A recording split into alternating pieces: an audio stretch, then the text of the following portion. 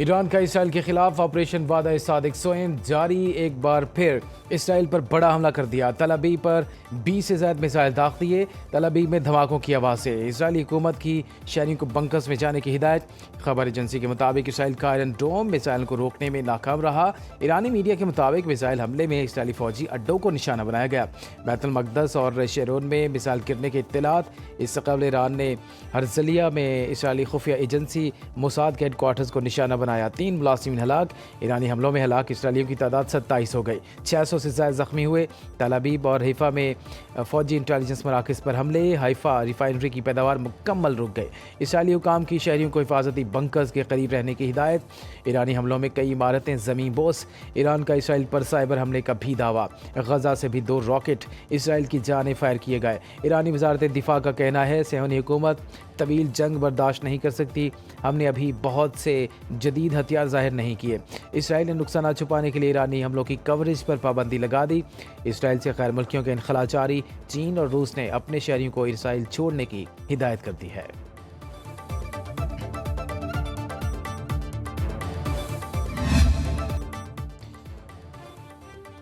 اسرائیل کے تہران سمیت متعدد ایرانی شہروں پر تازہ حملے۔ ایرانی دارالحکومت تہران، اصفہان اور کرچ میں دھماکوں کی آوازیں، متعدد شہادتوں کی اطلاع۔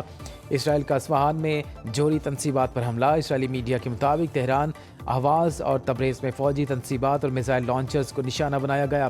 ایران نے تہران کی فضائی حدود پر اسرائیلی کنٹرول کا دعویٰ مذاق قرار دے دیا۔ ایرانی فورسز نے نتنز جوہری تنصیب کے قریب اسرائیلی ڈرون مار گرایا۔ تبریز میں اسرائیلی جنگی جہاز F-35 گرانے کا بھی دعویٰ۔ اسرائیل کا خاتم الانبیاء ہیڈ کوارٹرز کے چیف جنرل علی شادمانی کو شہید کرنے کا دعویٰ۔ ایرانی مسلح افواج کے chief of staff Abdul Rahim Moosavi کو اسرائیلی شہریوں کو تل ابیب اور حیفا چھوڑنے کی وارننگ۔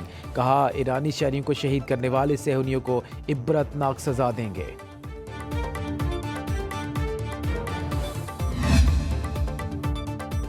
پی آئی اے کی خصوصی پرواز ایران میں پھنسے پاکستانیوں کو لے کر اسلام آباد پہنچ گئی۔ پی آئی اے کی ایئر بس 320 میں 150 پاکستانیوں کو اشکاباد سے پاکستان پہنچایا گیا۔ پرواز میں سفارتی عملے کے اہل خانہ بھی شامل۔ ایران میں پھنسے پاکستانیوں کی بحفاظت وطن واپسی کے لیے پی آئی اے کا خصوصی طیارہ اشکاباد پہنچا۔ ایران کی فضائی حدود بندش کے باعث پاکستانیوں کو مشہد سے ترکمانستان کے شہر اشکاباد پہنچایا گیا۔ ہمارے صبر کا پیمانہ لبریز ہو گیا، ایران غیر مشروط ہتھیار ڈال دے۔ امریکی صدر ٹرمپ کی نئی دھمکی۔ سوشل میڈیا پر پیغام میں کہا بخوبی جانتے ہیں ایران سپریم لیڈر کہاں ہیں، وہ آسان ہدف ہیں لیکن ابھی ان کو قتل نہیں کرنا چاہتے، ابھی وہ محفوظ ہیں، نہیں چاہتے کہ امریکی شہریوں یا فوجیوں پر میزائل داغے جائیں۔ ہم نے اور ہمارے اتحادیوں نے تہران کا مکمل فضائی کنٹرول حاصل کر لیا۔ صحافیوں سے گفتگو میں ٹرمپ نے کہا ایران اسرائیل تنازع کا حقیقی حل تلاش کرنا چاہتے ہیں، ابھی ایران سے مذاکرات کا موڈ نہیں، چاہتے ہیں ایران اپنا جوہری پروگرام مکمل ختم کر کے ہمارا تجویز کردہ جوہری معاہدہ قبول کرے۔ ٹرمپ نے کہا انہیں نہیں لگتا کہ اسرائیل ایران کے خلاف اپنی کارروائیوں میں کمی لائے گا۔ امریکہ نے مشرق وسطیٰ میں مزید لڑاکا طیارے اور فوجی بھیج دیے۔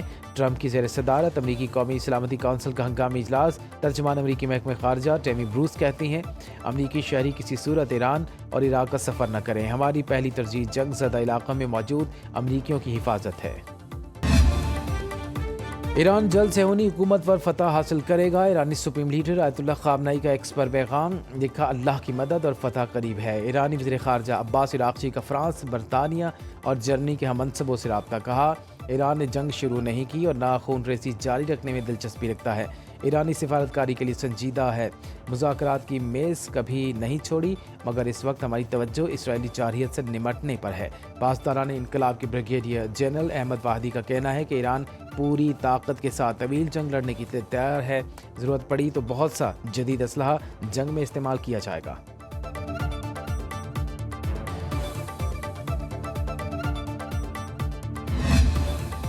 چینی صدر ایران اسرائیل تنازع حل کرانے کے خواہاں، شی جن پنگ کا کہنا ہے ایران اسرائیل تنازع کے حل کے لیے کردار ادا کرنے کو تیار ہیں، ایران کے خلاف اسرائیل کی فوجی کارروائی پر شدید فکر مند ہے۔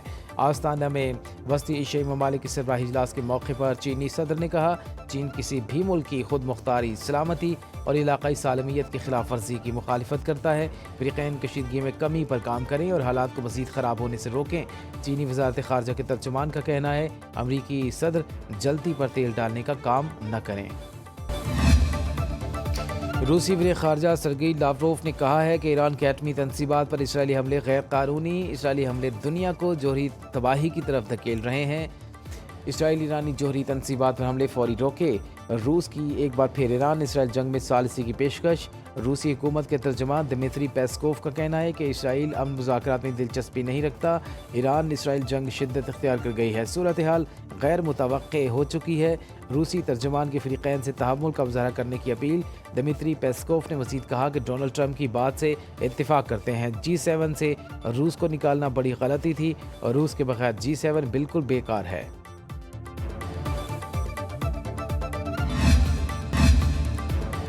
پاکستان اور سعودی عرب سمیت 20 مسلم ممالک ایران پر اسرائیلی حملے کی مذمت۔ مشترکہ اعلامیہ میں اسرائیلی جارحیت UN چارٹر اور عالمی قوانین کی کھلی خلاف ورزی قرار۔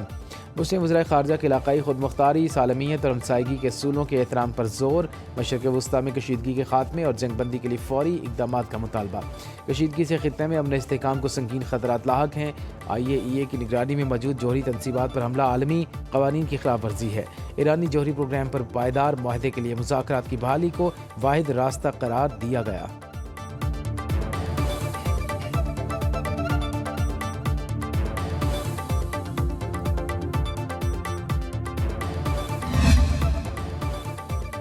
سرد جنگ کے بعد پہلی بار ایٹمی ہتھیاروں کے ذخیرے میں اضافہ۔ 9 جوہری طاقتیں ایٹمی ہتھیاروں کی خطرناک دوڑ میں شامل۔ اسٹاک ہوم پیس انسٹی ٹیوٹ کی رپورٹ نے تہلکہ مچا دیا۔ رپورٹ کے مطابق بھارت کے ایٹمی ہتھیاروں کی تعداد 172 تھی، جو بڑھ کر 180 ہو چکی ہے۔ پاکستان کے پاس 170 وار ہیڈز تھے، جن میں 2 کا اضافہ ہوا۔ اس وقت پاکستان کے پاس 172 ایٹمی وار ہیڈز موجود ہیں۔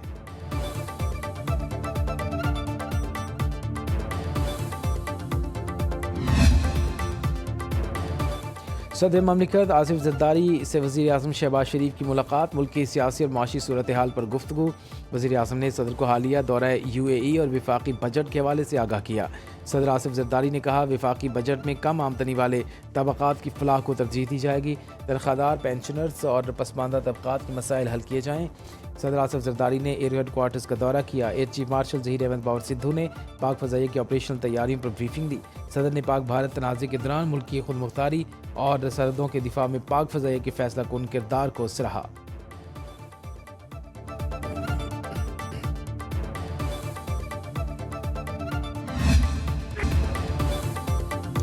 بلوچستان کا 1028 ارب روپے کا سرپلس بجٹ پیش۔ گریڈ 1 سے 22 تک کے سرکاری ملازمین کی تنخواہوں میں 10%، پینشنز میں 7% اضافے کا تجویز۔ صوبائی وزیر خزانہ شعیب نوشرواری نے بجٹ پیش کیا۔ صوبائی ترقیاتی پروگرام کے لیے 249.5 ارب، وفاقی ترقیاتی پروجیکٹس کے لیے 66.5 ارب روپے مختص۔ امن و امان برقرار رکھنے کے لیے غیر ترقیاتی مد میں 83 ارب 70 کروڑ اور ترقیاتی مد میں 3 ارب رکھے گئے۔ 8 شہروں میں سیف سٹی منصوبوں کے لیے 18 ارب مختص، تعلیم کے لیے 28 ارب، محکمہ صحت کے ترقیاتی امور کے لیے 16.4 ارب، غیر ترقیاتی امور کے لیے 71 ارب مختص۔ غیر ملکی فنڈنگ کے شعبے پر 38 ارب خرچ ہوں گے۔ موسمیاتی تبدیلیوں سے نمٹنے کے لیے 500 ملین خرچ ہوں گے۔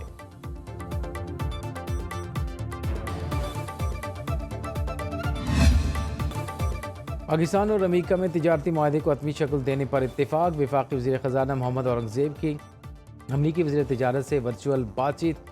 امریکی ٹیرف، تجارت، سرمایہ کاری اور معاشی تعلقات پر تبادلہ خیال۔ دونوں ممالک کا مذاکرات جاری رکھنے کے عزم کا اظہار۔ پاکستان اور امریکہ میں تکنیکی سطح پر مزید تفصیلی بات چیت جلد متوقع۔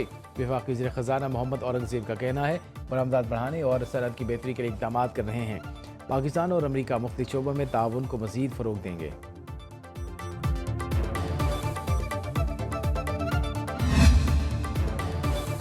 پاکستان کی معاشی ترقی میں چین کا اہم کردار۔ رواں مالی سال کے 11 ماہ میں چین نے سب سے بڑی 79 کروڑ ڈالر کی سرمایہ کاری کی۔ برطانیہ سے 23 کروڑ ڈالر کی فارن انویسٹمنٹ آئی۔ مالیاتی کاروبار کا شعبہ 63 کروڑ ڈالرز کی سرمایہ کاری کے ساتھ سر فہرست رہا۔ اور سیکٹر میں 56 کروڑ ڈالر آئے۔ اسٹیٹ بینک کے مطابق 11 ماہ میں غیر ملکی سرمایہ کاروں نے 1 ارب 98 کروڑ ڈالر کی بڑی انویسٹمنٹ کی۔ وہ 2 ارب 89 کروڑ ڈالر کی سرمایہ کاری آئی، جبکہ 91 کروڑ ڈالر کا آؤٹ فلو ہوا۔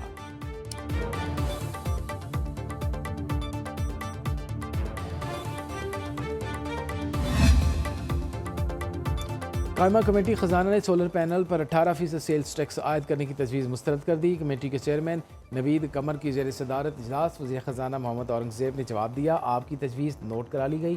IMF پروگرام کے تحت کسی شعبے کو ریلیف نہیں دے سکتے، سبسڈی والی تمام اسکیموں کو ختم کر دیا جائے گا۔ چیئرمین FPR نے کہا کہ سولر پینلز پر ٹیکس میں 20 ارب روپے حاصل ہوں گے۔ سیلز ٹیکس میں رجسٹر نہ ہونے والوں کا پہلے بینک اکاؤنٹ بلاک کیا جائے گا، عدم رجسٹریشن پر ان کے اکاؤنٹ فریز ہوں گے، پھر کاروبار سیل کر دیا جائے گا۔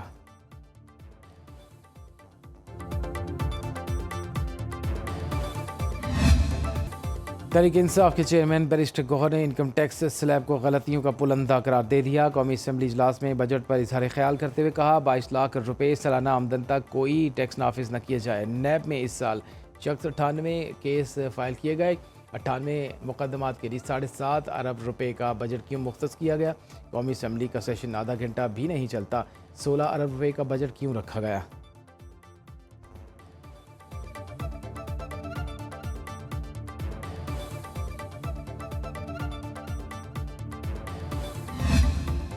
کسی نے سنی اتحاد کونسل میں شمولیت سے انکار نہیں کیا، آپ چاہتے ہیں سارے واقعات کو نظر انداز کر کے ریلیف دیں۔ مخصوص نشستوں پر نظر ثانی اپیلوں کی سماعت کے دوران آئینی بینچ کے سربراہ جسٹس امین الدین خان کے ریمارکس۔ جسٹس جمال مدخیل نے کہا، یہ دیکھیں تنازع کہاں سے بنا، امیدواروں نے فارم 33 میں جماعتی وابستگی کا واضح لکھا ہے۔ سوالات کے باوجود کوئی ایک آدمی ہمارے سامنے نہیں آیا۔ سنی اتحاد کونسل کے وکیل فیصل صدیقی نے جواب دیا، سپریم کورٹ کے پاس ریلیف دینے کا مکمل اختیار ہے۔ ارکان اسمبلی ناراض نہیں کہ PTI میں چلے گئے، وہ تو اپنے گھر چلے گئے جہاں سے نکالا گیا تھا۔